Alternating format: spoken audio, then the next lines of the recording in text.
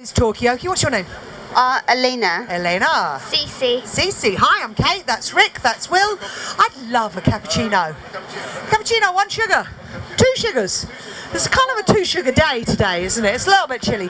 So, have you just arrived? What are you going to see today? I don't know. Oh, do you do science at school? Yes, she said in a slightly yes voice. Good science, bad science? What do we like about science? I can't do science. You I'm very can't? bad at science. Is science just like one word, or do you do biology and maths and physics and chemistry all separately? Okay, which is your favourite and which is your least favourite?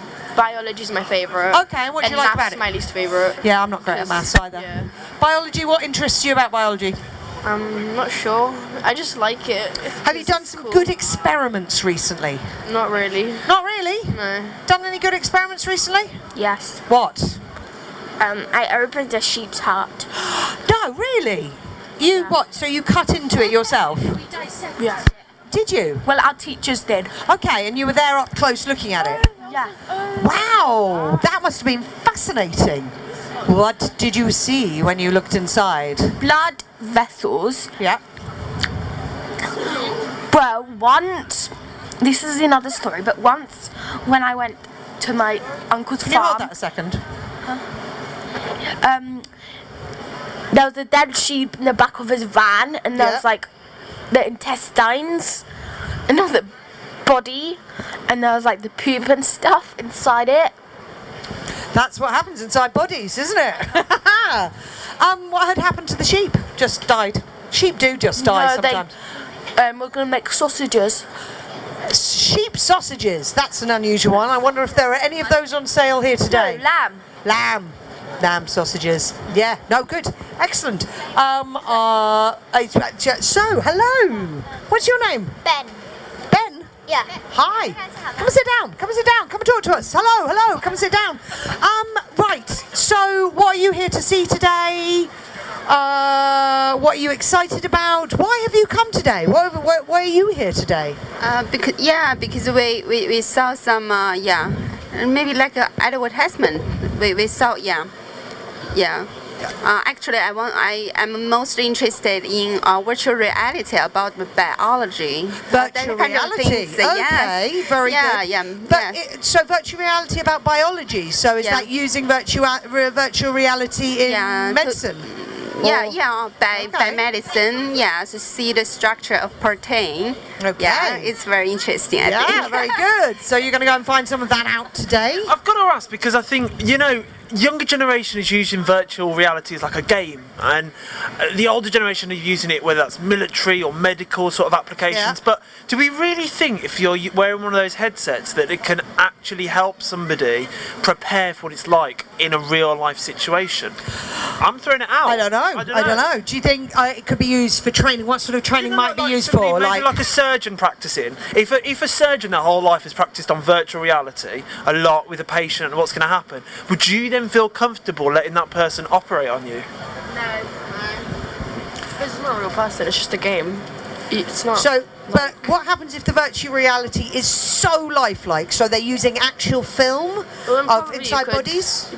You could then, yeah. Yeah? I guess. Well, only if you could actually feel stuff and smell stuff like those 4D movies. Because if you didn't, feel it, well, you wouldn't know how much pain you'd actually be in. So it's not just the visual stuff, you want smell and sound added in as well? Well, feel as well, because, if you're in the army, you might get, hurt. So you might, want to, get a few punching bags out. Okay, because they are talking about military training. That's really interesting. I think it's in... Come and join us. Come and sit down. I think it's in Liverpool. They've bought a warehouse. Yep. And in the warehouse, what you do is you put on, when you were in Laser Quest and you have the top on where you would go Laser Quest, you wear that, you get given a gun as your controller, you put the headset on and you walk around, you actually interact with the environment as the game. And if somebody shoots you, then you feel it in your chest, so so they're adding... Yeah, and there might be plastic bits coming down from the ceiling, and as you push through, it would be moving sort of spider webs out of the way in the virtual reality. Added in so you feel it as that extra dimension. Yeah, there we go. Well, I'll hold it, it's alright. my friend, Dorita, she once went on this like virtual reality course, and she told me that she was like, it was really strange. She told me that it was quite strange because like she had to sit in this chair and it rocked around, but she was like inside like a body, and like she went up the nose and the eye, and then she like when it finished she got pooped out. So she was travelling through a human body in through a headset. Yeah. Amazing. Pretty mad. Very good. Okay. Hello. Come join us, people. Come sit down. We've booked an event for 2 o'clock. So Will you come back and tell us about it? That's brilliant. Ben, what final thought? Ben, do you want to say? Bye. See ya. Have a nice time. See ya. Come sit down. Come and sit down. Come and join us. We're talking about virtual reality and whether it can be used instead of real life training. Oh, hello. I think we have to leave because our parents might be looking for us. Because why? Our parents might be looking for us. Okay. Do you want to give me a final thought before you go? Virtual reality is kind of cool, Okay. but it doesn't feel that realistic. No. When I was little, of it. It was cool. Final thought before you go? I think it's cool as well. Okay. So, Excellent. Your final thought doesn't have to be about virtual reality. It can be about anything. I like lollipops. Excellent. Any particular flavour? There we go. There we go. Rainbow flavour. It's what flavour are rainbows? Oh my God, that's a you can't just say rainbow flavour. What flavour are rainbows? That's a massive question. Fruity. Tutti frutti. Is that what she said? Yeah, tutti frutti. Are rainbows tutti frutti flavoured? Well, where do we stand on this? Pardon? Do you think what flavour do you think rainbows are? Actually, I know this one actually. Do you? Skittles. Skittles. Taste it is the true. rainbow. It tastes the See? rainbow. And they're That the is- best sweets. They are good. Skittles are the best sweets They are going. good, they are good. You're Oh, back. you're See, back. You heard her say Skittles and you came straight So back. we're still just debating what flavour rainbows are. Tutti frutti. What does tutti frutti mean though? All the flavours basically. Like All the fruits. pineapple, mango, apple, All right. All the flavours. strawberry. So, flavours of rainbows. Rainbows. You know, just go back to the when we're talking about that virtual reality, Yeah. because I recently experienced something. You know, you said your friend was sat in like a chair and they experienced something.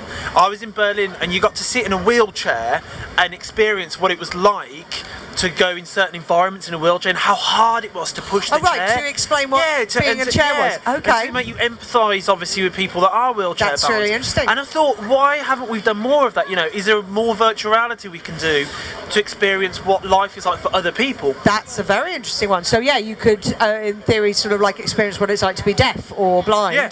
through thing, and then your understanding of it. Do you think that'd be a good idea? Well, my dad has like this app, and it's connected to the headset of the virtual reality, and you like can choose which ones it was. And one of them was like this autistic girl at a party, and you got to see what it was like. So it was sort of simulating her experience, and you with the headset would Yeah. get an And she idea. got- What sort of things did it do that to help simulate her her experience? Like people were like talking out and like I think it was either glitching, but maybe like she fainted, or maybe it was glitching. So it was what the way people spoke to her and things Yeah. like that. And That's also you really got- interesting. She got given chocolate cake, which I like, but I couldn't eat the chocolate cake. Just going to get a quick final thought from our friend over here before you go. Yes. Where would you? Where are you off to now? What's your plan now?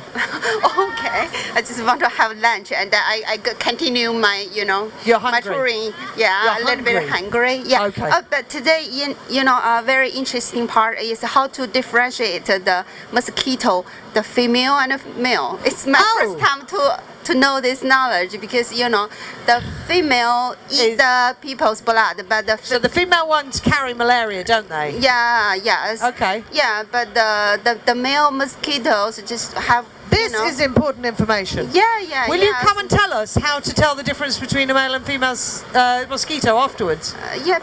Are you know now? I know now. Maybe I want to learn more. Okay. Further. Okay. Yeah, thank Excellent. you.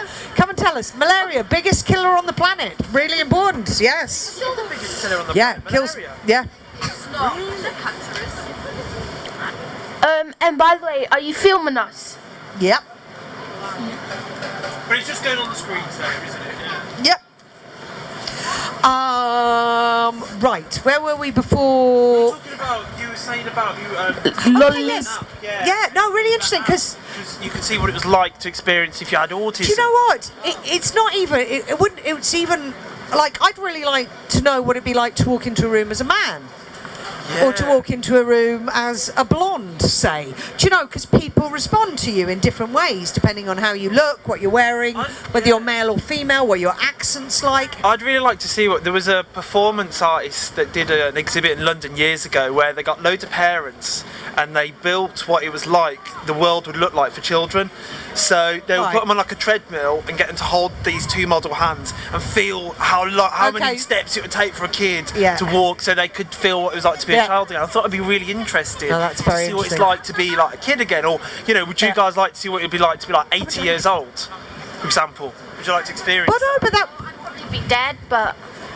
No, by the time you're 80, you're going to probably live to 139. You said that you wondered what it was like to be a man or be a blonde, but you could just get like a wig or a costume. You could, but I suppose it's just extending that thing that you came up with, which was that app that Because then other people can't see you, but you can. No, I suppose... Because then you could actually see how real people would react, because if it was virtual reality, they're not real people. No, so that's true. That's a social experiment, that'd be really good. So, what would you like to... be? Well, what would be a different, because going as an old person would be interesting, just to see how people change. If you dressed up as an old person and walked into a room and saw how people reacted to you, do you think it would change how you then react to old people afterwards?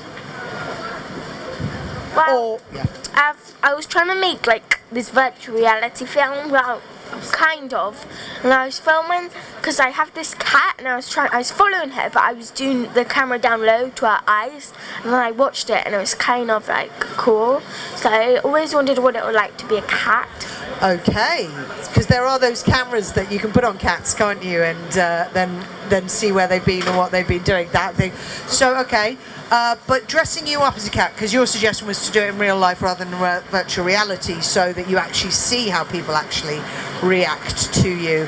What would you like? The cat is a bit different because it's much smaller and it has 4 legs. Yeah. It does. So it's harder to dress up. It is. And it's harder to climb up on roofs in the same way a cat could do that. What else? Who would you like to be or dress up as to see how people responded? Are you going to come join us? I just want to see the medical engineering area. The medical engineering area. Have you got a map? You've got the map. Let's have a look. Okay. I don't know. Have a look. There we go. We'll see. Does anybody know where the medical engineering area is? This is we're like live Google. If you've got questions that need answering, there we go. If you've got questions we need answering, we'll try and get some answers for you. Where is the medical engineering area? Anybody help us there? Very good. Pushy dad, sit down, it's fine, don't worry, it'll be fine. What's your name? Mohammed. Myron, hi, I'm Kate. This is Lola. Lola, Holly. Karen. and Karen, and we are Talkaoke. You can, but as long as you come back and tell us what you've seen afterwards. Seen anything yet. Yeah, no, but afterwards. Go out into the world, discover wonderful things, then come back and tell us about it. Fantastic. So, folks, we are discussing at the moment. What's your name? Come on. I'm Yusuf. Yusuf, hello. Yeah, We're discussing at the moment virtual reality and how it could be used to make you understand how maybe a disabled person feels, or a blonde person feels, or an old person feels, or a child, all those things. That's one topic. We've talked about, what else have we talked about? What flavour a rainbow is. You understand what the disabled society are? Oh. Do you know the meaning of disabled society? No. Okay, and disabled people, they didn't choose disability anyway, because they born that way. That we Sometimes some people have an accident or an injury. It's not their desire anyway. They didn't choose to be disabled anyway. We didn't choose to be able society. Okay, let's see what Will's got to say. I think the word disability It's a difficult one, It's isn't a it? difficult one because people sometimes see it as it's got this negative connotation behind There was it. a while where it was called differently able. Yeah, but it was, and I think it's not always a bad thing. I think there are certain elements of certain, educational needs that. Hold on 2 seconds. Yeah. I get a final thought before you go. But I think Well, that's the Yeah, I thing. wanna- we'll We're hear final listening thought. to each individual, and then we'll come on to you on set. We'll get a final thought before you But go. I think sometimes it allows people to have a different perspective, which It helps does. everybody, which is Do you good. guys have anybody who's differently abled in your school? What's I have a cousin and she has spine bifida. okay? So is she in a wheelchair? Yeah. Okay. But she's got these boots that make her walk a bit better, but she's still like not that good at. She's And she only can't 4. control her bladder as well. Okay. And So, do you yeah. think knowing her gives you a different understanding about other people who may have different abilities? She's related to me, so it's a bit different because I'd still like look after her. Like it's a bit like different because she's related to me. My friend, I was talking about her earlier. Dorita. She like has this problem. She's in a wheelchair because I don't know. I think her back's curved. Okay. Let's find a bit for you. The curvature of the spine. Maybe. There are different things. That's okay. And she's at your school, is she? And how is the school good at absorbing people with different abilities into it? It's like she has like a special person. And she's well supported at school, is she? Yeah, Great. because it's one of those Catholic schools. So random. And on that note, what's your final thought before you go? Bye. Bye. I helped give birth to a sheep once. You helped do what to a sheep once? I helped Give back. I helped give birth to Amazing. a sheep once. It's extraordinary, isn't it? It's I've done kinda that too. It's you know. absolutely extraordinary. Wasn't it amazing to see that? I mean, it's kind of wet, but Yeah, a bit gross, but you know. heck, human bodies are a bit gross sometimes. Yeah. Yeah, excellent, fantastic. Okay, marvelous. Oh, thank you. Did you find the medical engineering department? Gonna find out. Ingenuity. That's the Ingenuity building there. That big white one there. So if you go around that way. We aren't necessarily an information point, but we can answer. We will. We don't choose our able body. Yes. We just born, No. and we have to accept it. Hi. That's me. Yeah. I teach my boys. Yeah. They have to look after disability and Yeah. disabled society Yeah. because they didn't choose it. Maybe one day We could be in that their young situation. brother or their daughter or their sister Yeah. or can be, but in reality we don't choose. But disabled people, they might be good at something Absolutely. better than able. Just 'cause people. you've got- might be the brain, might Yeah. be something. Nobody's gonna be no. I don't believe nobody's disabled anyway. Excellent. Because we are I good- agree. because That's a fantastic final just thought. like Thank the, you. the poor guy who passed away, the genius guy Yeah. from Britain. What was this man? Who? Stephen Hawking. Yes. He redefines people. He was not disabled anyway because Hey, his brain you wanna go? affected Are you beautifully. going? Anyway, What is it? I Excellent. love him. Man. Thank you. I'm a mathematician as well. I enjoy Okay. maths. And my son, he like hacking anyway. Excellent. Come back and tell us about what you've seen later. When I come back to medical engineering. Okay. Medical engineering department. Oh, very good. Okay. It's Good long no. That was, yeah. There we are, people. Okay. I'm just gonna. You gonna hold that. I'm just really gonna get interested, some Najed. Coffee. I maybe. am very excited to have your input in something here. We were talking about virtual reality, alright, and we were talking about the There is a couple of very good lectures on Okay. Monday and Monday week. Let me just get Really? some sugar in it. Extraordinary speakers. I've seen seen one previously, but the other one is very famous as well. Not virtual reality, on AI. Different abbreviation. I'm rubbish abbreviations. VR. Okay, so AI. We talked quite a lot about AI yesterday, and there's this fantastic sort of preconception that, and it's probably that classic Hollywood science thing that we Singularity, all have. Terminator 2. Oh my God, the Day of toasters are going to Judgment. take over the world. Yes. It's like all of my legal and medical knowledge is from Hollywood, and a lot of people's scientific knowledge is via films. And so AI, we go from zero to toasters taking over the world, and there's nothing in between. Yeah, Apparently. but is the world all that? That's the question. Is Can they have when it? you get virtual reality, artificial intelligence, the first thing it does is says, humans, what's the point? Not, let's destroy them, but actually, who cares? Who cares? The entire existence, already in existence right now is that if you were to try and turn off the internet, the armies of the world would defeat you. So the internet exists without our ability to turn it off. So if you think of the future as a singularity, the singularity is in the past.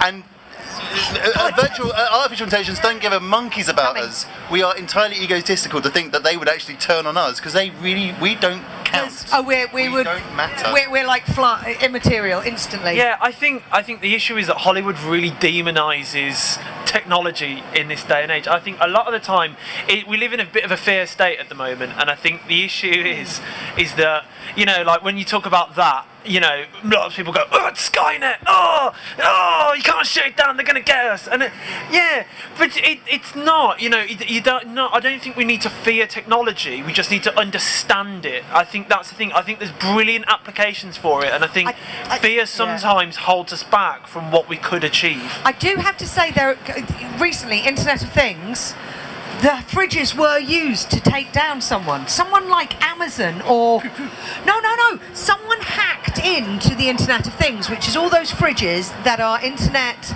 connected, and used their collective power to take down someone like Amazon, only for a day, or Netflix. What, take down? No, like they took Take out? Yeah, for a day the system went down, and they used the collective computing power of toasters to do it, which just made me really happy. Why fear anything? Well, because it makes us strong. So you're saying we shouldn't fear something? We should fear something. It's beneficial to fear. No, but there's reasonable fear. I think reasonable is the word that's missing there. Reasonable fear. Yeah, but I think that having too much fear is a bad thing, because it stops you from. But it's an absolutely fundamental animal requirement for survival. Yeah, it is survival. But if you have too much fear, then you're never going to maybe expand, and go into realms that otherwise you wouldn't have. Do you just not expand with caution and care and planning and so in animal terms, I'm going to check where my exits are before I go and feed by that bush, because I need to know that if a predator turns out, I've got an exit strategy. So it's not going to stop me doing it, it's going to make me do it better. Yeah, but I'm talking more in a broader sense of sort of public perception. Not all of you people, pan-generational discussion on evolution going on here. Excellent. But I just think that as a society we've become very dependent on this, and now all of a sudden everyone's getting very scared of it very quickly, and I think so that's a specific fear of technology. But then we went into the idea of fear itself. So fear is something that makes us think about something before we do it. It makes us maybe plan what we do better. Do you think fear is a good thing or a bad thing? I would say that it's a bad thing, because it makes you terrified of what's going on around you. Okay. And but at the same time it encourages you to do bigger things. So you can let's say you have a fear of roller coasters. Yes. Then good rational fear. You will try get above that stage so you can try lose that fear. It's funny because that sort of fear is really interesting. It's sort of, we actually seek that out because it makes us excited, a fear of roller coasters, isn't it? It's sort of like there's something really good about it. Okay, interesting. What do you think about fear? Do you like being, because like a horror movie or something, do you like being scared? You know, when someone sneaks up on you and jumps out on you, you go, ah, but it's actually quite fun in a funny way, isn't it? Do you like being scared or do you not like being scared? Being scared. Good, bad? Bad. Bad, okay. Do you like horror movies? Absolutely abhor horror movies. Absolutely abhor them. Horror movies? No, but I did watch A Quiet Place recently, and I loved it. Oh my god, it was amazing. It is wasn't it? amazing. Absolutely, it's like the anti-horror movie. It's brilliant. It is. It's brilliant. It's for, like, because I don't like horror movies. I me neither. don't like the way they make me feel. I don't like the experience of it. I don't think it's something neither. I would actively source out because, you know, with a roller coaster, there's a sense of accomplishment. Oh, I've overcome my fear. I've had fun, adrenaline. Yeah. With a horror film, you're like, I've just been. So what's the subjected point of fear then? to What would you say the point of fear was? Actually, I don't know your name. What's your name? Levi. Levi. Lakai. Say again? Lakai. Lakai, hi. We'll introduce you to everybody. I'm Jed. Jed. Rick. Rick. Will. And I'm Kate. That's brilliant. What do you think the point of fear is? The opposite of fear is hubris, isn't it? It's the Oh, God, define I'm that. never Explain. going to be affected by anything. Okay. And one of the most important parts of relationships with other human beings is how do you overcome the fear and get on with other people. And so cooperation is based upon the reduction of fear. Fear has to exist before cooperation. So I don't know whether or not you're going to poke me in the eye or call me an idiot. And I'm trusting that you're not going to do either. But I don't know it for certain. There's a soft bit here. Even if I go for it, no, you'll be It's good. And it's fundamental that fear is something that must exist before we then have any society or coordination. And so it's a critical foundation for everything else. Okay, let's find out. Quick go around. What frightens you? Just a thing. Waxworks. That's my irrational fear. Can't deal with them. I genuinely, Waxworks. yeah, waxworks. What frightens you? Funny enough, public speaking. What frightens you? Telling people what makes me afraid. Oh, just in case they Ain't use happening. it against Ain't you. happening. We wouldn't use it against you. We're your friends. We're your friends. What frightens you? When I'm at home by myself and then I hear a noise. Oh my god! And then your imagination goes crazy, isn't it? What frightens you? When I'm upstairs and I don't even hear anything. Oh, silence. And you don't know what's going on. Interesting. That's a funny thing.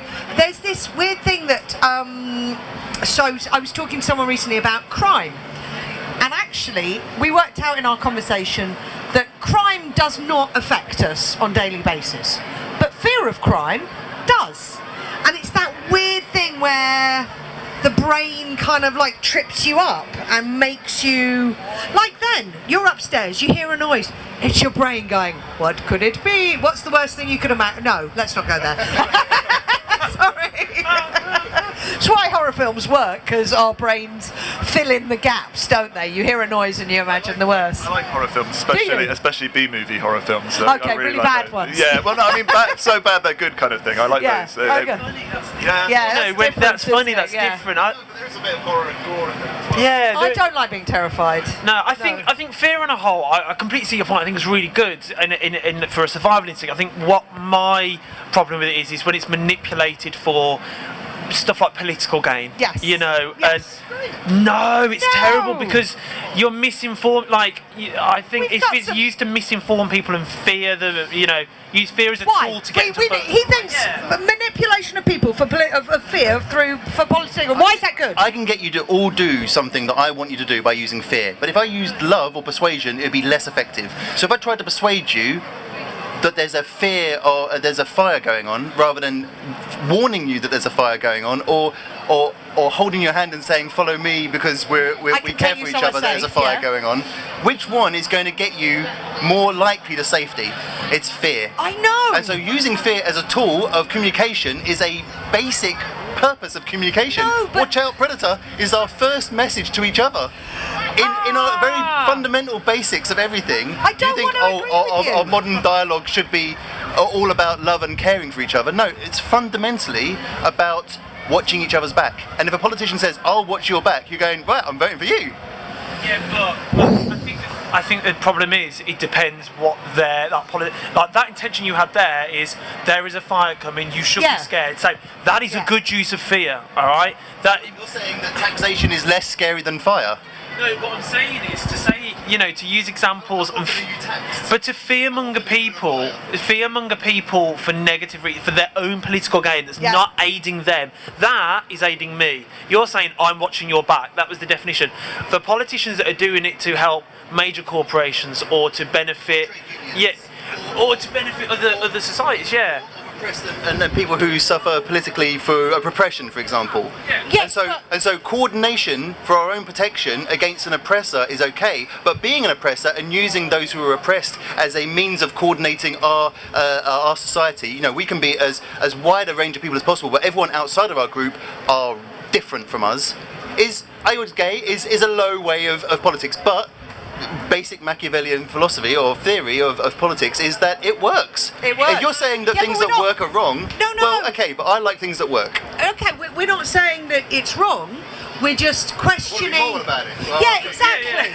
The ethics of someone who's using something to control other people, and we want to be controlled. But I don't. Do we want to be controlled? It works. What? But I don't think. Just because something works doesn't mean that you should use it. Come and join us here. This is like crazy conversation But going it's on. not, You though. two, come on. Just because let's say I have a nuclear bomb, that doesn't mean I need to use that nuclear bomb. I know it works. I could drop it. Okay, no. Can we just leave that to you? So interesting. It's use, isn't it? We're talking about fear and people who. It's a good argument. I love it. It's a good conversation. Let's bring everybody in here. So, what's your name? Rick. Jay. Deep. I'm Jed. Kai. Levi. And Will. And I'm Kate. It's good when you people sit down for us all to introduce ourselves, so everybody's part of the conversation. It's a big conversation that's happening here. It's enormous.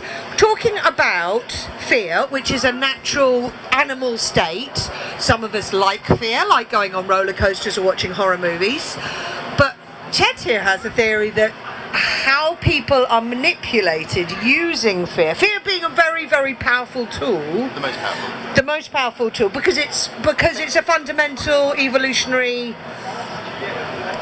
premise, isn't it? Come and join us with this fear, good or bad. The basics of sociology, there's one part which is called conflict theory, which says that conflict brings people together. Right. You're thinking, well, conflict is about separating people out. But okay, just because it works, does that mean it's good? It's natural, therefore having an opinion on whether or not it's good or bad is irrelevant. No, it's not. We live in a social society where we've got to coexist with each other. We live in this big, crazy city where all these people are close together. We have to find ways that... Imprisoning people, for example, so that we don't have to put up with certain groups of people. Yes, absolutely. We live together with each other, but when it comes to the number of people that we imprison, it's enormous. It's and terrible. why do we do it? Well, again, there's a whole bunch of theory on why we... Safe. How we treat our prisoners is how we treat ourselves. Okay, yeah, so we imprison a whole bunch of people because we don't like each other? I mean, I don't agree with the incarceration system that we have. I don't. Not because I don't believe they shouldn't be, separated from the rest of society, but I don't believe they paint it sometimes as a rehabilitation program, and they're not supporting convicts not only whilst they're in that system but after they leave as well. So I think I agree with you on that. I think that there is a massive load of work that needs to be done there, because I don't believe it should be you're imprisoned, you're not a problem, go away. I think it should be about how do we help our fellow human being get back to a place where actually, yes, it is falling into line with certain morals and ethics and laws, but those laws in social conventions that are agreed as a species. Yes. Dyslexia and imprisonment, right? There's a correlation between multi-generational outcomes and imprisonment. So we know that the 4-year-old whose area's outcomes are multi-generational, so they have poor education, poor housing, poor health, poor life duration, poor opportunities for employment, is more likely to go to prison. Okay, so we know that a certain demographic of people are always going to be going to prison. So you're saying that we need to sort of break a multi-generational outcome, when multi-generation by its very nature is unbreakable. So you're saying, for example, that there should be some sort of social mobility from prison per generation to something to a higher plane and not being in prison. And I was saying that we always have prisons, we'll always have prisoners, and there will be a certain group of people who multi-generationally will inevitably go to prison, and there is nothing that anyone can do about it. impossible Is to. there something Homestead? Deep's got to So social mobility is a good tool to use to stop that chain of people moving on to prison from a downwards particular. as well as upwards? Upwards, Just always, not always downwards. upwards. Always upwards. Never downwards. Never But what if downwards. there's a finite a number of positions? There has to be some down to make the space for those going up, aren't there? So you've got a whole bunch of people who are highly educated, highly motivated, highly connected, going downwards socially. Well, they're just going to cause trouble, aren't they? And you want that to happen? Well, no. So you don't want social mobility upwards, because all that does is it causes people to be social mobility downwards, which means you're going to have more problems. You'd have more people be exactly the same forever and pretend there's anything called social mobility when there isn't, because the consequences are a whole bunch of people who are pissed off and well educated and well connected causing trouble. Yuck. I know. I sound utterly depressing. You are utterly depressing. But this is a foundation for action. It's not a foundation for fantasy. I'm not interested in the why. I'm interested in the how. Okay. How do we address multi-generational so what you've done deprivation? is That's my interest. deconstruct sort of lovely, sort of nice liberal idea that if we give everybody education and food and support, that they won't go to prison. Yes. And they will have better lives. Yes. You've deconstructed that. Would you like to posit an alternative? Okay, it goes back to conflict theory. Okay, if I was to move from an area where there's 50% multi-generational deprivation to, say, for example, Buckinghamshire, where there's, 1% multi-generational deprivation, I'd start at the bottom, wouldn't I? So why not stand my ground and address the issue locally so that nobody in my area has to suffer from multi-generational deprivation? That means that someone in Buckinghamshire is going to suffer. Well, that's not my problem.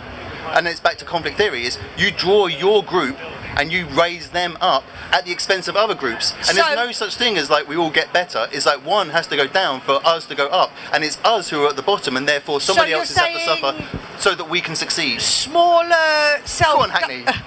smaller self-governing groups that are looking after themselves. Local government is fundamentally important to addressing the issue of multi-generational deprivation in the area. Government is contradictory because it's run by people in Buckinghamshire at our expense. Damn right. Buckinghamshire. Types. Well done, my life is not at my expense. What he says, yeah. So local engagement and autonomy. Yeah. There. Okay. Wow. Where do you guys live? We live in Dagenham, but we used to live in Chelsea. Okay. Different places? Does it feel very different? Do you remember living in Chelsea? Yeah, well, we moved recently. I'd say we moved like a year ago. Okay. But we're moving back again. Okay. So, what would you say the differences between Chelsea and Dagenham were? What do you feel like just on a day-to-day basis? I feel like that around this area, it's more like it's more popular. And in Dagenham, like, if this makes sense, but it's not really more secure, if that makes sense. Okay. When you say like, secure, do you mean like how you feel when you're walking like down the environmentally, like you feel safe, but you don't feel as safe here because like you've got more police around this area. Okay. But in Dagenham, there's not really like a lot of crimes that go on there. It's probably just, well, when I've been there, I've heard on the TV maybe theft, and that's it really. Alright. But I would say that around this area, because it's more like, how do I explain? It's more popular and more people are coming here. Yeah. I would say that's why there's, what was it? Because, I don't know how to explain it. It's kind of complicated. No, it is, and a lot of it is just how you feel. It's not. It's hard to sort of put it into words. So you moved to Dagenham and you're moving back to Chelsea, are you? Okay. Because Dagenham didn't work out, or no? Okay. Nah. A year's not really long enough to give it a chance. I think 5 years before you know that. Okay, interesting. Well, are we all Londoners here? Yeah. You're a Londoner? He's my brother. I know, but you guys were born in London, yeah? Grew up here. You Londoner, born and bred? You're not a Londoner, born and bred, but you live here. I live here. Where do you live? I live in near Greenwich. Near Greenwich, okay. Londoner, not born. Not born and bred, but I've lived in Hackney for 12 years now. Yeah, so okay. It's quite well. It is. It's really Hackney. There we go. Oh yeah, all right, whatever. It's really interesting, isn't it? So that sense you've moved between two very different areas, haven't you?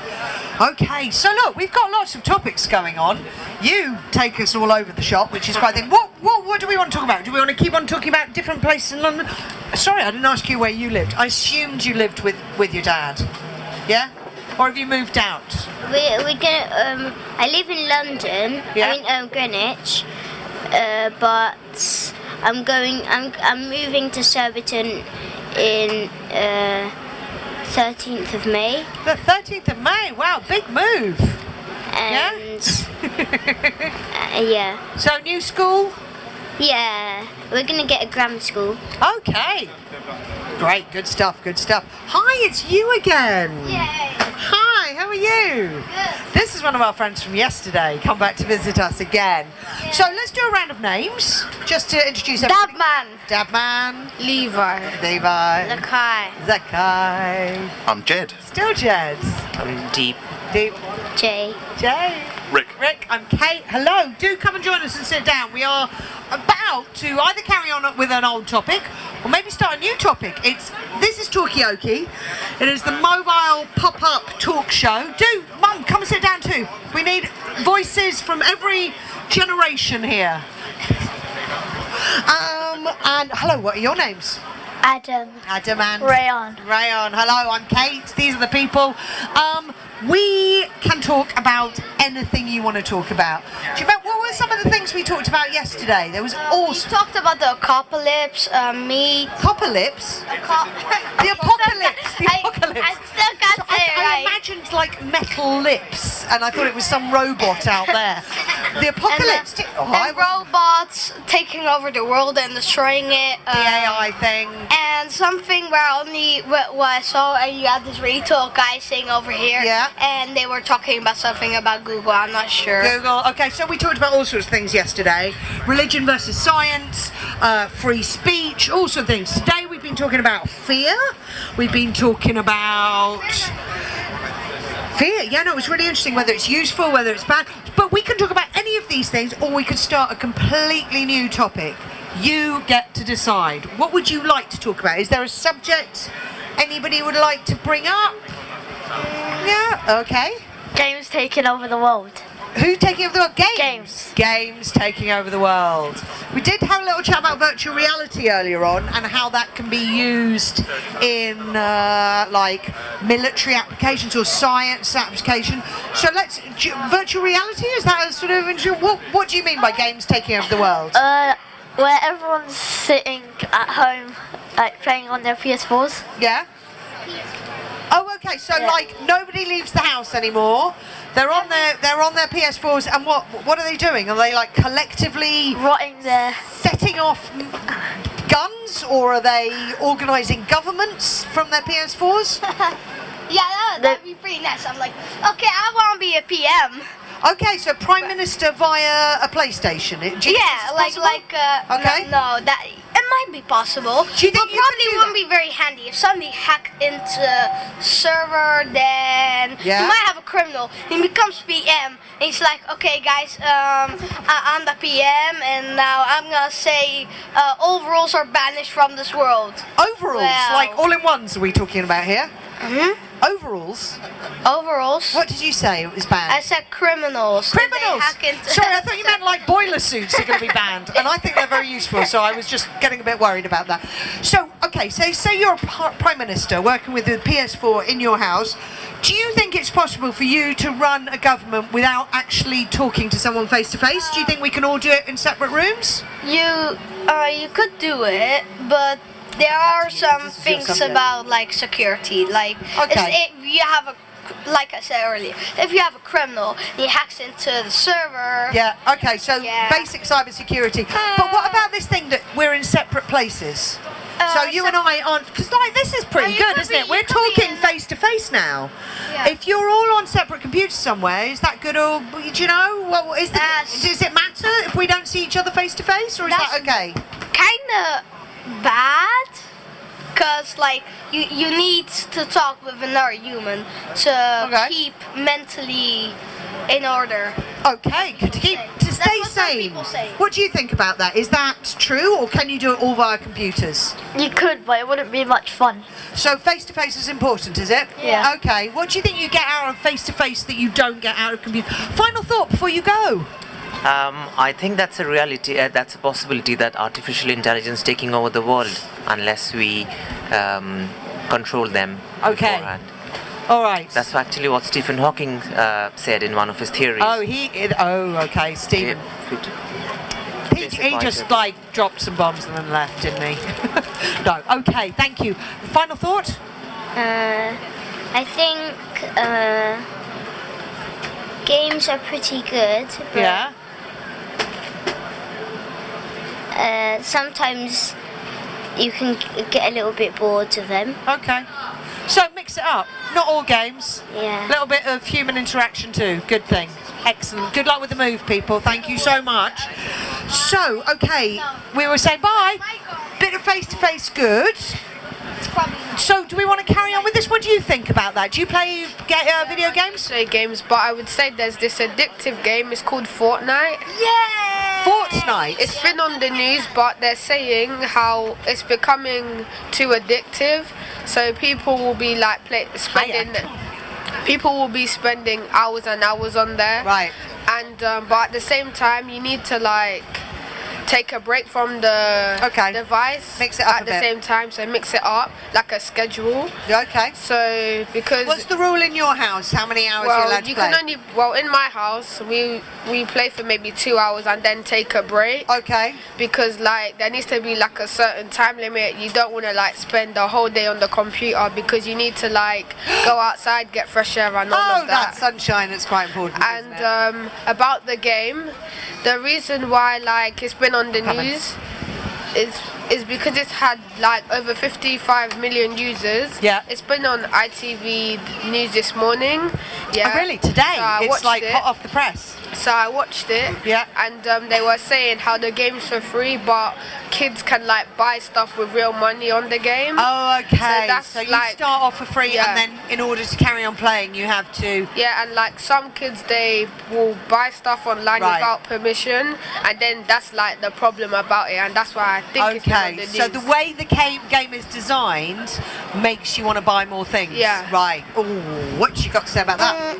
Well, Fortnite is a really big hit in the world. Okay. And they even started off as PlayStation mostly. Yeah. Then went to I think it's on the Nintendo Switch too.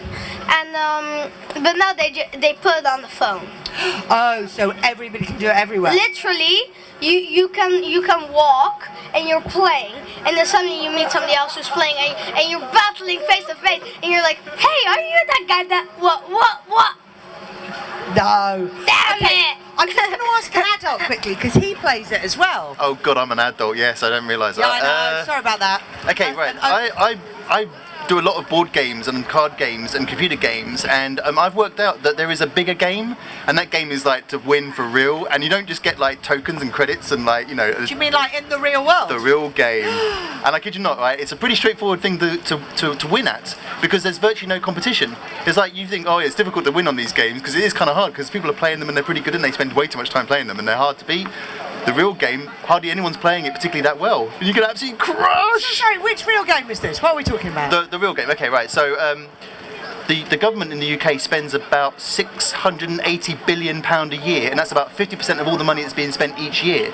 So we're talking about 1,200 billion. We're talking about trillions of pounds each year. So who's spending it? I mean, it's being spent. Who's earning it? Who's taking the money? Who's getting their bits? So is that what you're saying the real game is So if to you try get and like win some of that money? 0.001% of that, you've won the game, haven't you?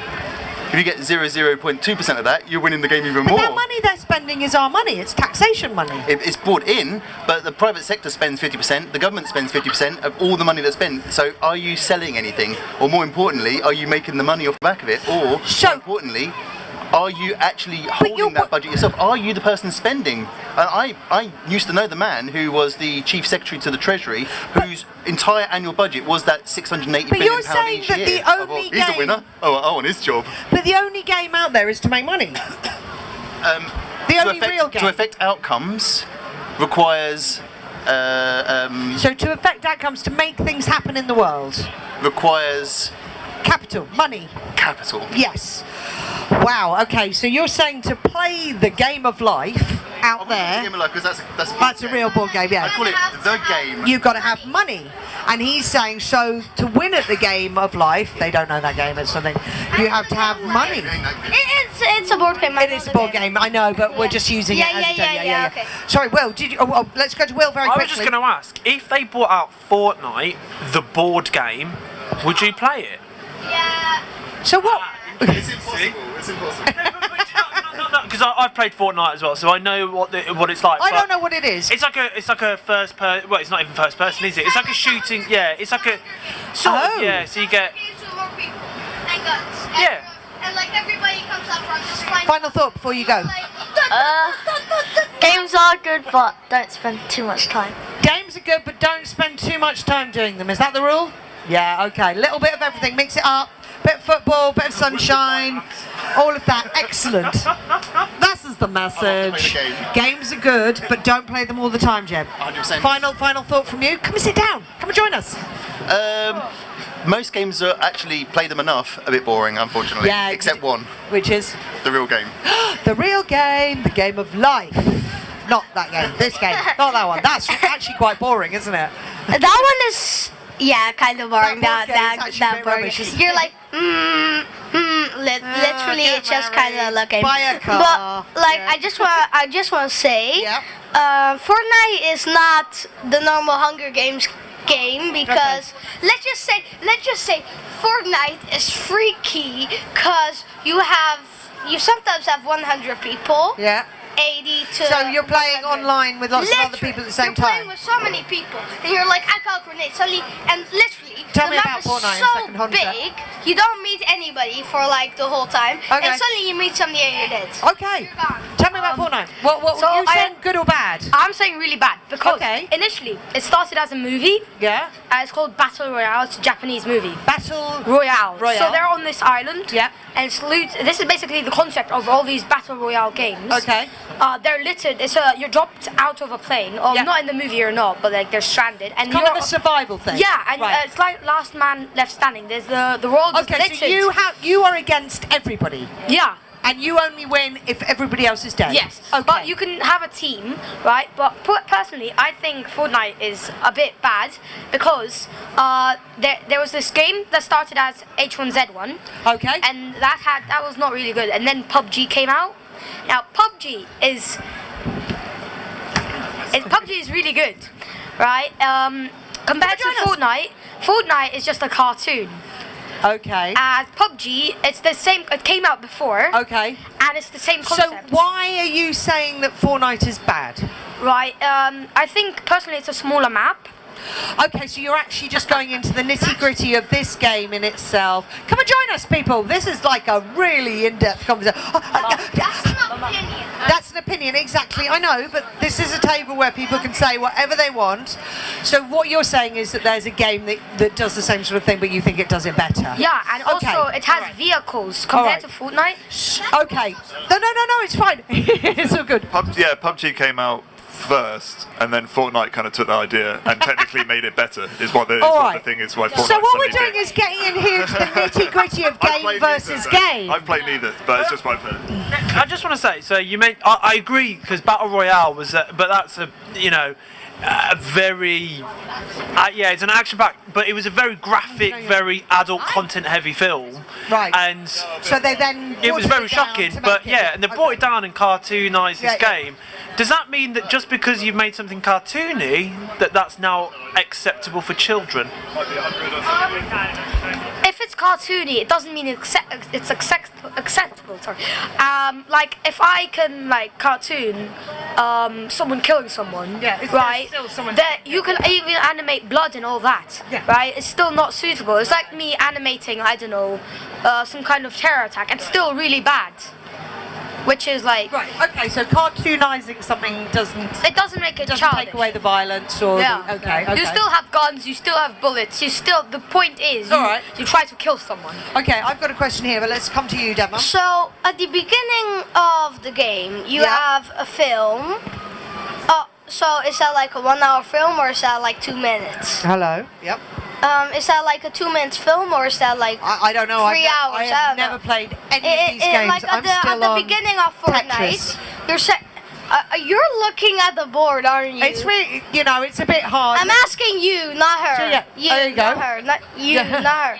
Yeah. Eye contact. So at the beginning of Fortnite. Excellent eye contact. Very good eye contact. It's very important for communication to look someone in the eye. I like it. So is it like a free hour? Now you're just freaking him out. Is it like a 3-hour movie? Is there a or movie it like at the 2 beginning of the minutes? game? Not that I'm aware of. So it's like do you mean like an introductory movie, setting the scene? I thought you meant that there was. No. So I think what it was that the game came out of a film originally, and then it got turned into a game. So first of all, there was a feature film. Is that right? And then it was turned into a game. First, there was a game called Battle Royale, which was basically the people. And then that became a film. No, so the film became H1Z1, which is more like the film because it has zombies and it's like the gas cloud. Dun, dun, dun. And then PUBG, it took away the zombies and the gas. And then Fortnite. Do you play computer games? Do you play computer games? No. Not much. What we're talking about. Only mathematics for math. Excuse me, I'm having a conversation. I only play something for math for my school. Okay, there we go. So this is interesting. One of the things we're talking about here is that a game that you get very immersed in, you get very passionate about, it does involve some violence. Do you think that violence on a screen encourages violence in real life? Yes. Do you think? Well, obviously, if you're killing people and you have the fun of it, people sometimes think, oh wow, why can't I just try it in real life? And then that can lead to very, very bad things. Very bad things. What do you think, Devon? Well, we talked about it yesterday, We did, and I didn't still we? remember the conversation. There was this guy sitting in the seat, and he said, I had a BB gun, and I shot it, and I'm like, freak out. This is a fraction of the power. He shot it, and it was so hard. He's like, okay. So the actual act. Yeah, he kept on playing. He kept on playing games. Okay. But like But he never fired a gun again. But he never fired a It's- Nerf gun again. Okay, over here, Will. What do you think? So I actually shoot not firearms, but I shoot guns for sport, target shooting. Okay, so, what sort of gun? So air rifles or shotguns, so that's clay pigeon. Yep. But I don't shoot live games. I don't shoot animals and I don't shoot people. Excellent. Right? I do. It's a good start, I know, right? Yeah. But I do that for fun and I enjoy that. But that doesn't mean that I then want to go out and shoot other people or incite violence. Okay. Well, sorry, I don't know everybody's names here. That's really rude of me. Let's start over here. Will. Dabman. Levi. Mackay. Anastasia. Anastasia. Tim. James. I'm Kate. There's some mums and dads over there. That's Rick. Welcome. Okay, so you had a point about that. I come from a military family. Okay. And personally, I see a career in the law enforcement as a firearms officer or a soldier in the Navy. Right? And I saw this article where these kids, some kid's dad, didn't like them playing Call of Duty, so they brought the people to the active war zone, and this taught them a lesson that actually it's really terrifying, and maybe the games they make it show So they were worried the game was affecting the kids, and so they took them to somewhere where there was actual war going on. Wow. Yeah, I don't come know from where a family. you find those, but yeah, that's quite. I come from a family where some of my relatives they died in the war. Sure. Right, and also, so for example, if you're killing someone in a game, they always revive. You never get that sensation in the real life. Okay. And also the overwhelming sounds. So for example, if there's an explosion in the game, you can just turn the volume down. There, people get death. So do you think a game can affect how you behave in real life? Of course, there's many news reports, and on YouTube, there's this game called GTA, which is really violent. Grand Theft Auto. Yeah. And there's these lots of accounts of people stealing vehicles and hijacking and causing there's a bunch of news in America especially, and also all these active shooters. It's all to do with guns and all these games. And so you think that the video game can affect how people behave in real life? Of course, especially if virtual reality is coming out. I'm coming to you, Anastasia, just because Anastasia hasn't said anything yet, so I'm just going to quickly ask. I saw a film about people stealing something. Yeah, did it make you want to steal something? No. Okay, excellent. That's really good. Well done for holding back. Well, what were you going to say? Say that again? The kids there. No, not me. You keep going back to him. Here's all the Yes, no, okay, yeah, I am. Okay, I'm on it.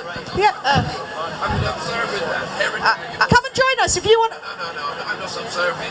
Okay, yeah, no, it's. They have to put their hand up and it happens. Don't worry, it's good. Come and join us. If you want to talk on the table, you've got to sit at the table. You can't shout from back there.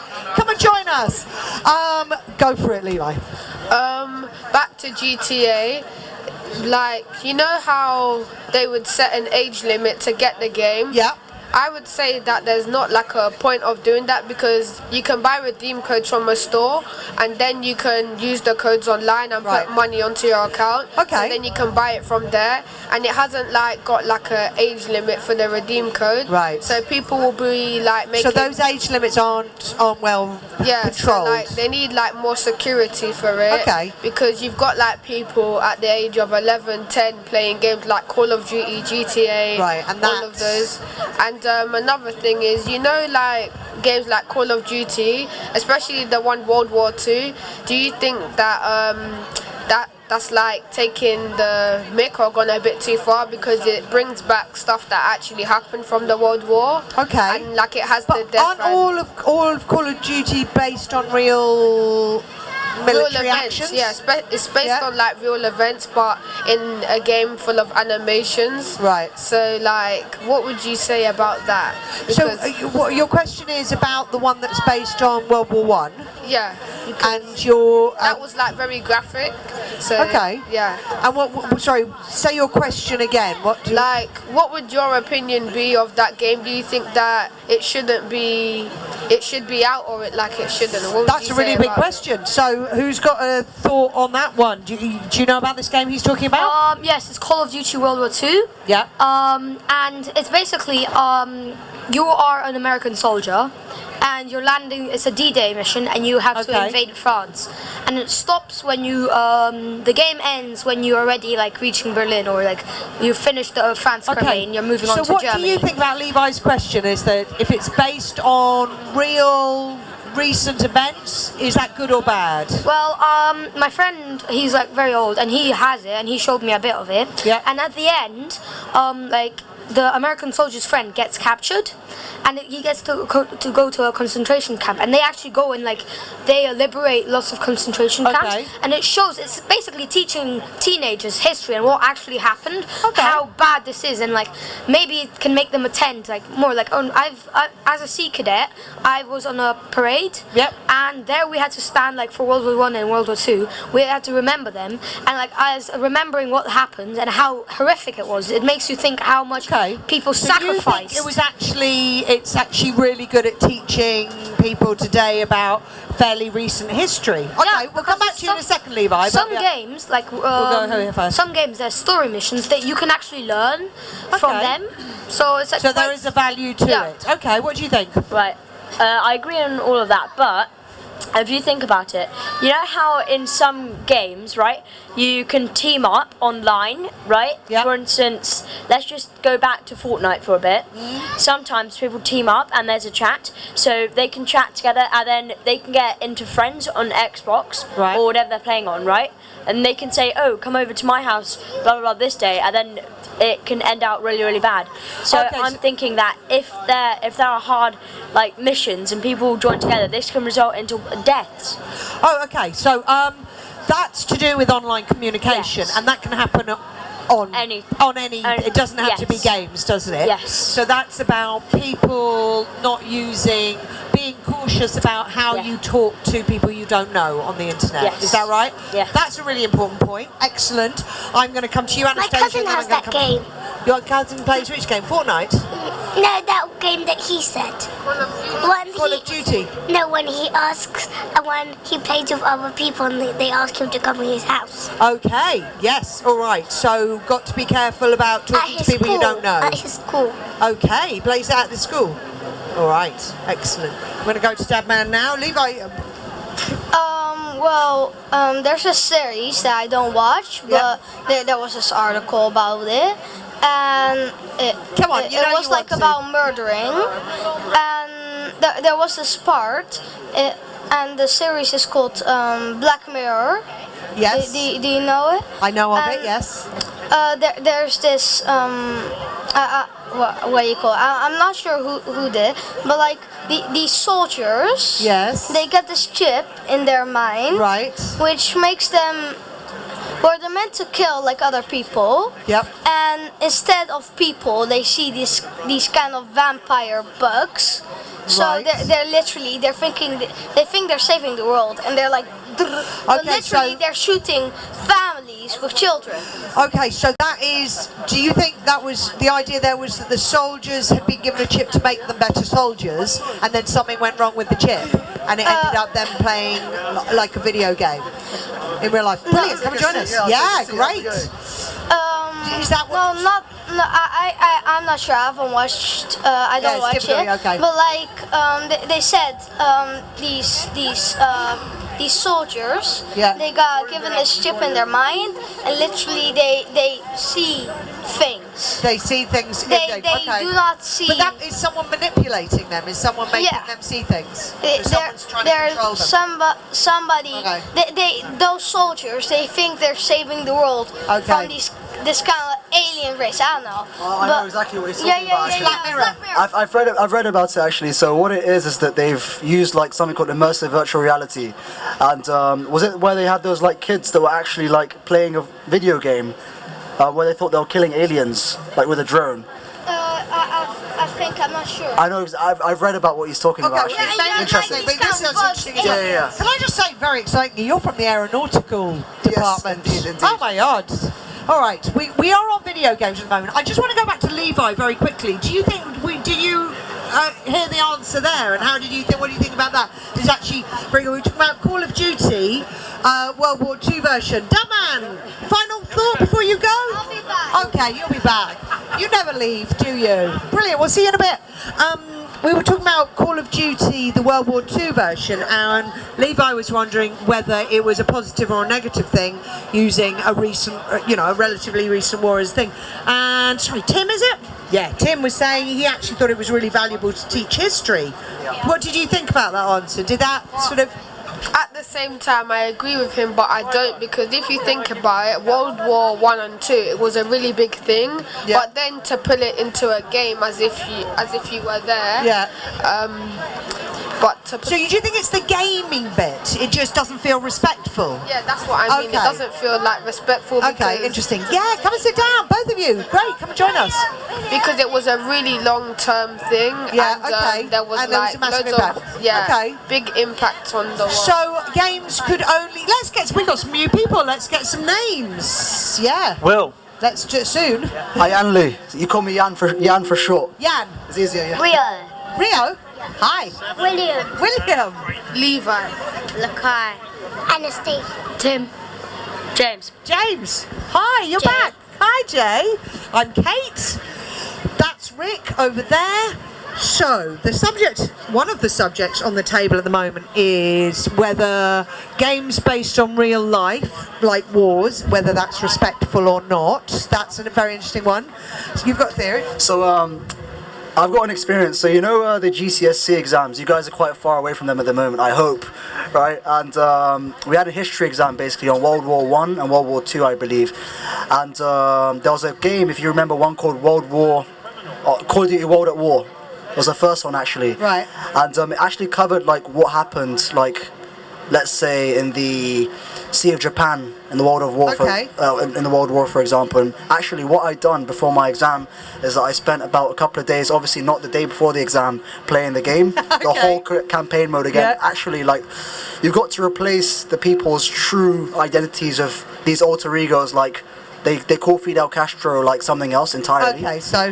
so if you do that actually, and you actually think about what happened in the war, it's actually a really powerful way to learn things. However, we can't forget that there's the age ratings, right? So I should be asking you how you've played World War II Call of Duty. at the age of... How old are you? You've never played it though, have you? I haven't played played it, but I've watched my cousin played it, and So you know about it, okay. So I've watched it, and then I'm sitting there just wondering, how could you just sit there and play a game which like has stuff that happened in World War II, and in the game it makes it look so worse.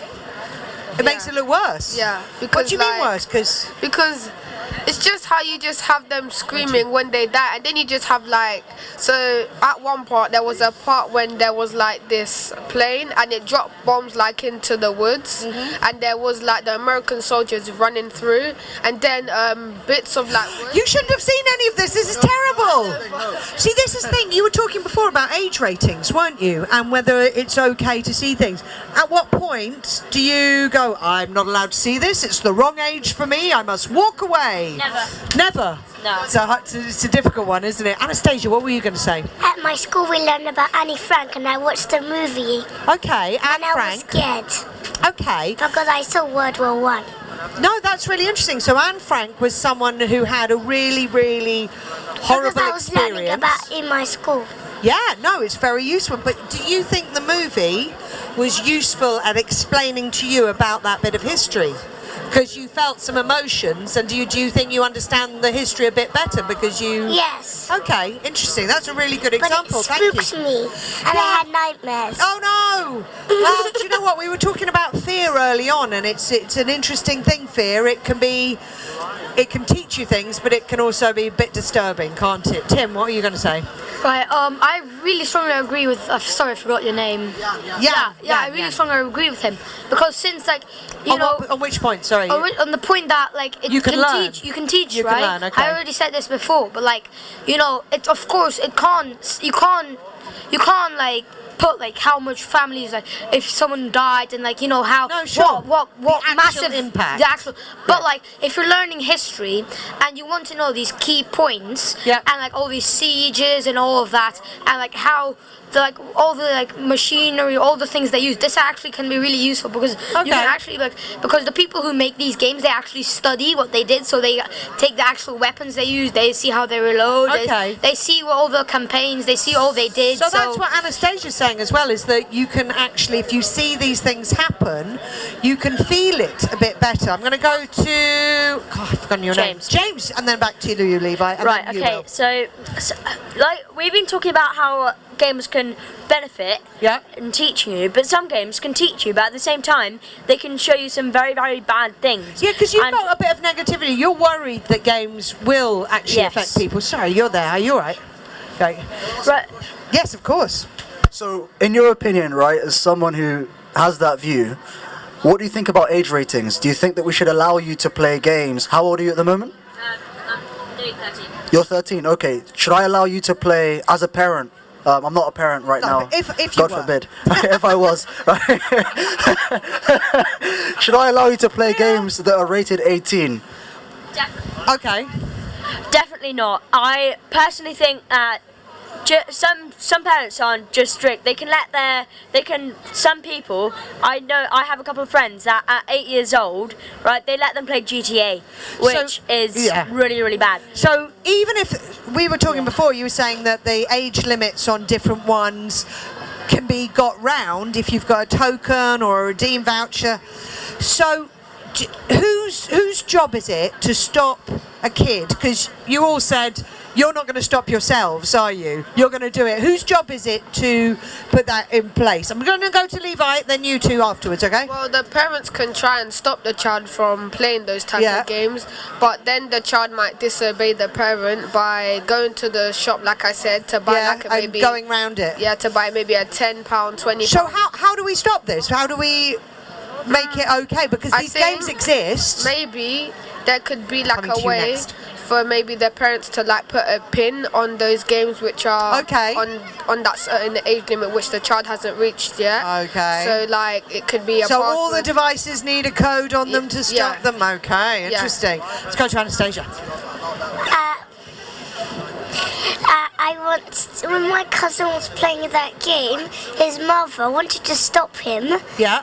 My aunt. Yeah. But she couldn't because he was playing it in school and he was forced to do it. Right, so she could maybe stop him when he was at home, but at school she didn't have... She stopped it at home. Okay. And she got a key to his computer, so he no, he plays it at home, but sometimes she doesn't see it. That's a really difficult at school, thing, she isn't could not it? stop him at home. Come and sit down and join us. At school, but...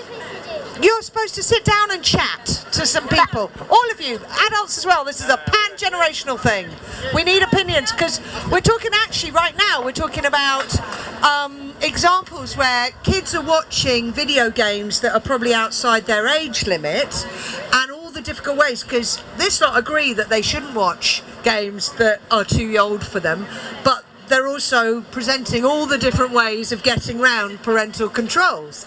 And so we're just trying to find out what those rules are. We need some parents' voices here. Yeah? Go. I'm going to open a question to the floor again. Yeah. Okay. Coming to you next. Myself, right, growing up, I found ways around parental controls, for example. Yeah.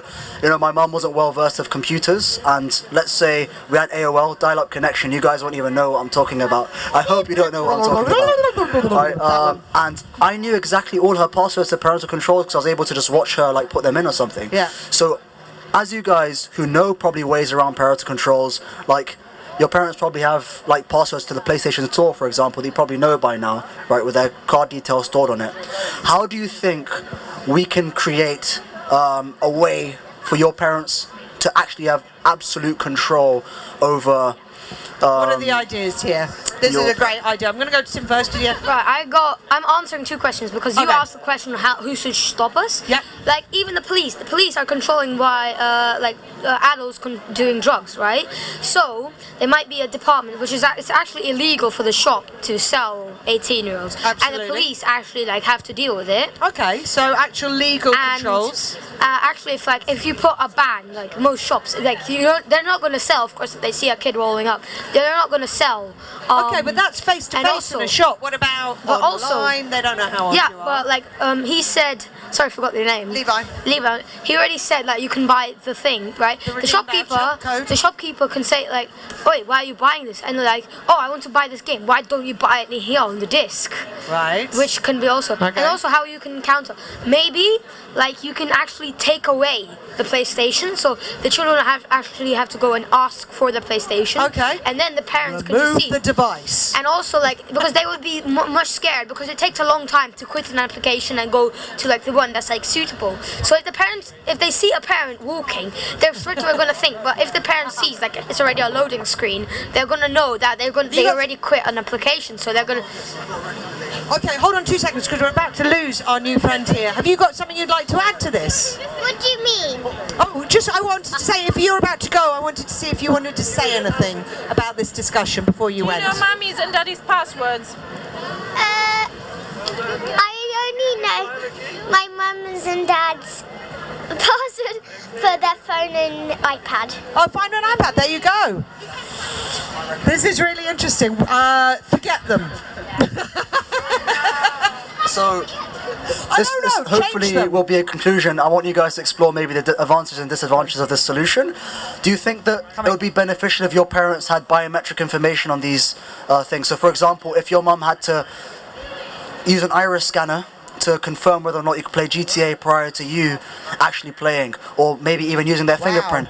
Also, do you think this would be a good solution to the problem? Okay, so someone over 18 who is your guardian or in charge of you has to give some bit of their body, their fingerprint, their eye, their something in order to say yes or no. That question's out there. I'm going to go to Anastasia first.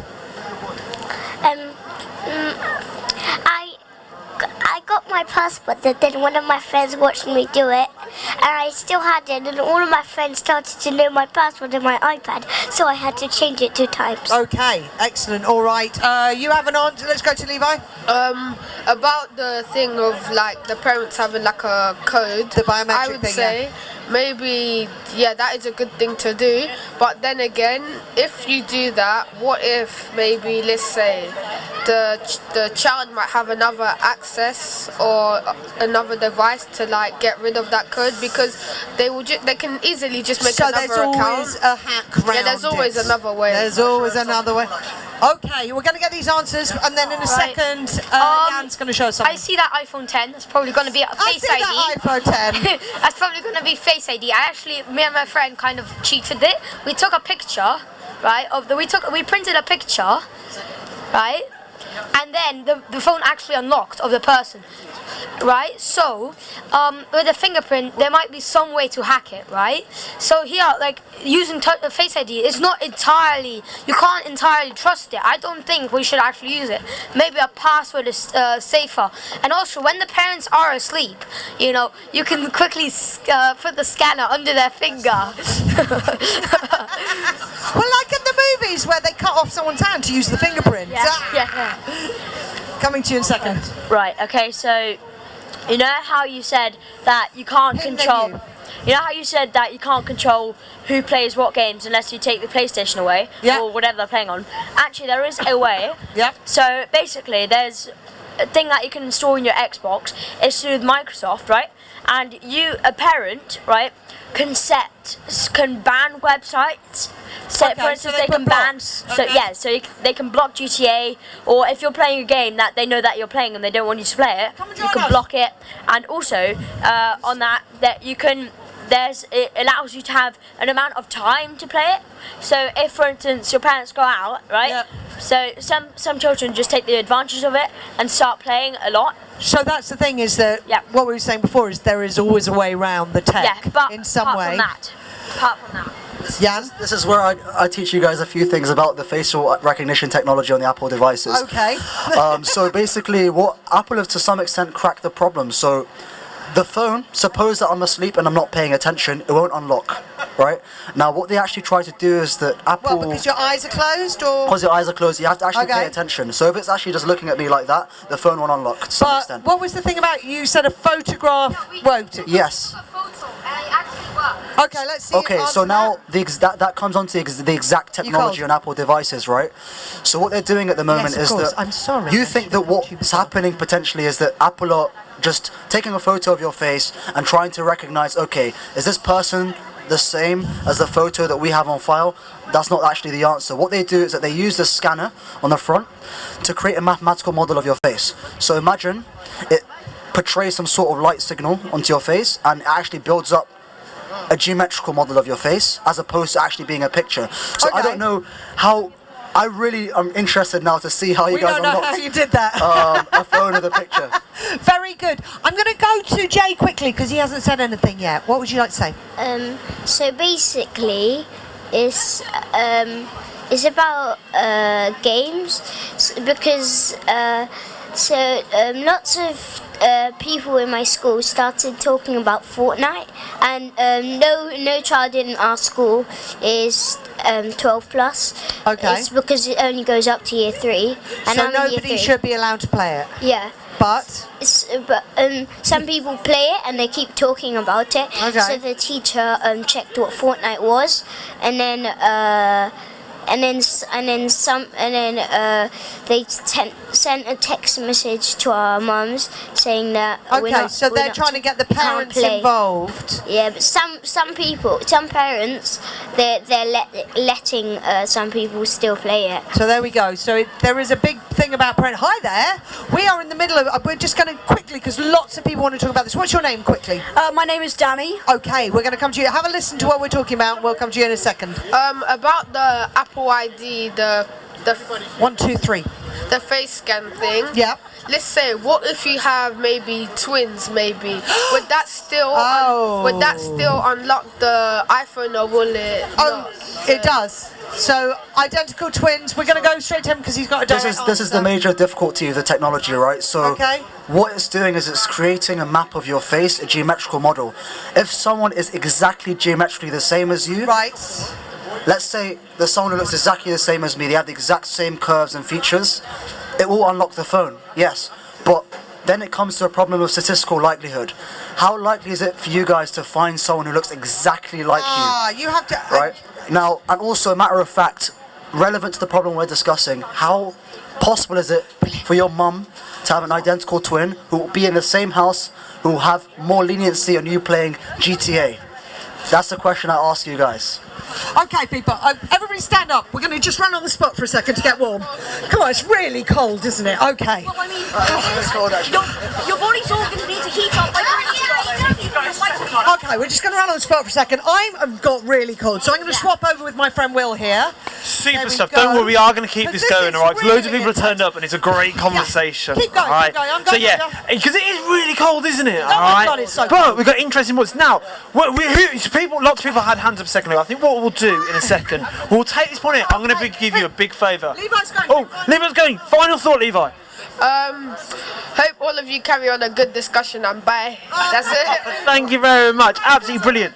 Now, I'm going to give you a big job, alright? I'm going to trust you. You got to hold the mic, alright? Don't run off with it. It is attached, okay? You're not going to get far.